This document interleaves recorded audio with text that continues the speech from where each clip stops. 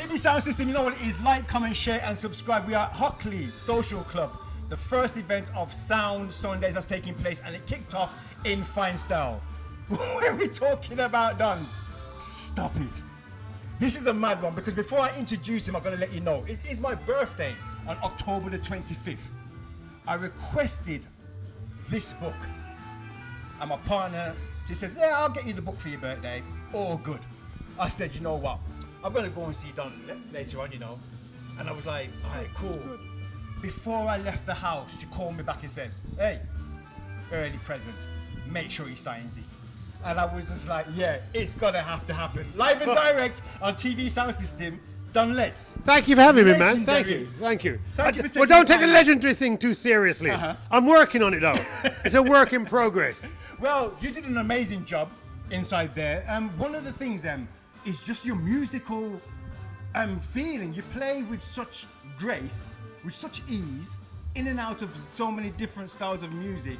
I think you had at one point, you had the people them dancing, but also, and this is the thing about you, you have a way where people just sit and just hold a feeling, hold a vibes. How was it for you just earlier on? Well, it's interesting you say sit and hold the vibes, because usually I don't play to people sitting down. Yeah. I mean, the Sunday afternoon crowd's a different kind of vibes, where it is a bit more about the head than the feet. It's kind of about your head and your belly, innit? Yeah. Sunday. And don't get me wrong, I love the Sunday afternoon thing. You know, you go to bed early, get up and do work the next day. Yeah. So it's a cool space to operate in. And also I get to play tunes I don't get to play out on a Friday or a Saturday night, because that's more about the feet than the head. You get me, brethren? So basically, I just come in and I read the room. Okay. And you read it extremely well. Read the room, and I try and move the people. I try and get them out of those seats. You know. Well, you did an amazing job. Now, years, I mean, like, I don't know where to start. You don't have enough time. It's just a crazy one. But I just want to go straight into this, because I haven't even read it yet. I literally got it handed to me earlier on today. You know what? You could save yourself some time, you know. There and Black Again. Yeah, you know, you could save yourself some time, because somebody made a film about me last year called Rebel Dread. Okay. Yes, So we did hear yeah, about that. you could save yourself some time. But yeah, no, it's all right. It's kind of weird, man. Why now? Why a book at this stage of your career?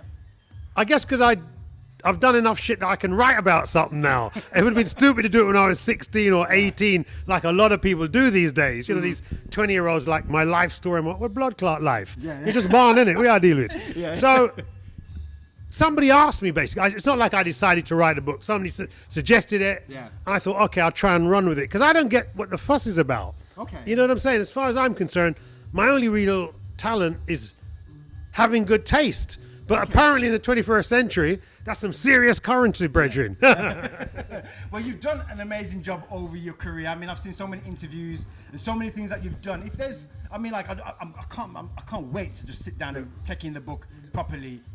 For those who, I'm gonna tell them, yo, run a copy. You know, whether it's Christmas or something, it's gonna be the book. Is there anything in there Is there anything in the book that you wanted to put in there, but it's not in there, that you could give us an exclusive one? Well, if it ain't in the book, I ain't going to tell you, brethren, because it's going to get me in trouble. It's going to get me in trouble. So there's some crazy No, stuff. but basically the book focuses for the most part on my cultural journey. And I can't lie, it's been pretty exciting. I've been really lucky. No, it's not luck. You know, I was going to say luck. It ain't nothing to do with luck, because the spaces I ended up in, I chose to be there. When other brethren might say, no, I mean, I'll go to check out the punk tomorrow. You know what I mean? I was like, no, it's interesting. I'm going to check it out. So it's a pretty good document of my cultural journey. Yeah. It's got some amazing pictures in there. I flicked through it. It's 305 pages, I think. So it's definitely. So watch the film Rebel Dread if you don't read, or watch the film Rebel Dread.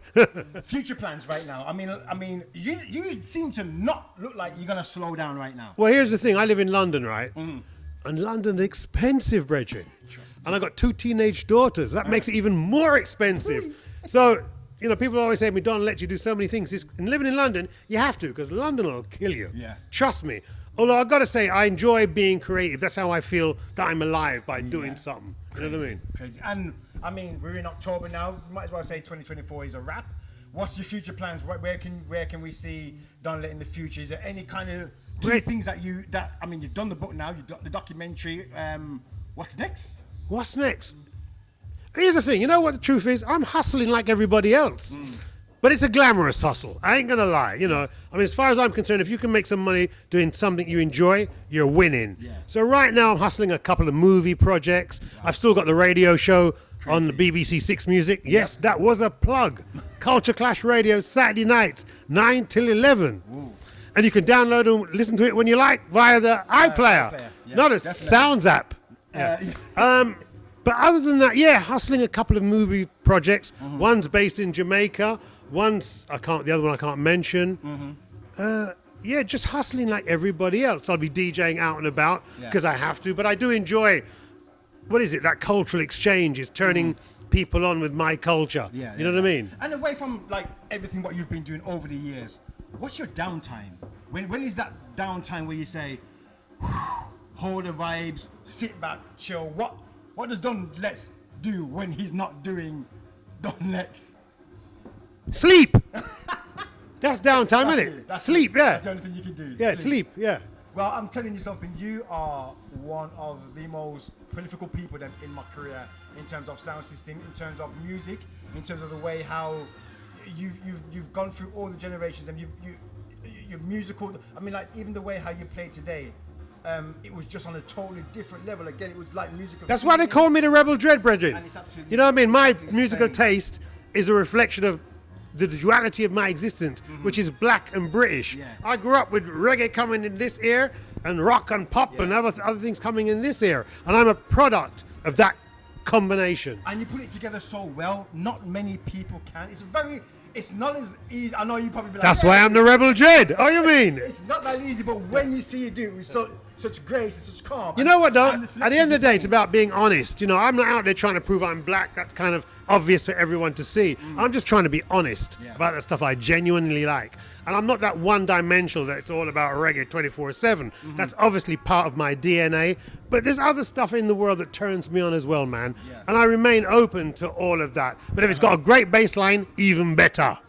If I had to say to you, wrap it up, your top 3 artists. I know it's going to be super hard. The 3 that come to your head kind of like... No, you can't ask someone that's as old as rock and roll to answer that question, brethren. Super hard. Oh, okay, man. how about 3 favourite people that you've worked with? Is there any... Joe Strummer, Yeah? Bob Marley, Uh-huh. and Mick Jones. Wow. And there you go. But there's more. I can imagine. I work with enough people, man. no, But Mick is close to me because we did that band Big Audio Dynamite, and that was a big part of my life. Different conversation, which Yeah. we'll be here till this time next Sunday. And then there's a movie, Dancehall Queen. We didn't talk about Dancehall Queen. I'm proud of that shit. Absolutely insane, man. Your career and Musical Youth, Pastor Dutchie, wicked. I'm really proud of that. I'm really proud of that, What Bridget. can we say? Yeah, yeah. Anyway, I look, know you have we ain't so got much time to time, run it down and now. hopefully- Buy the book. Buy the book, documentary, BBC Radio 6. What more can you say? TV sound system, Selector Hype. I told you. I was going to make it happen, you know. And we made it happen. The next thing I need to do now, pull out the Sharpie and let the Rebel Dread sign the book. Like, comment, share, subscribe. I'm out. One. Peace. Respect. Thank you so much, man. Sorry, what's your name again, man? They call me Hype. HYPE? That's right, yeah. Nothing weird, okay. Super appreciate that, man.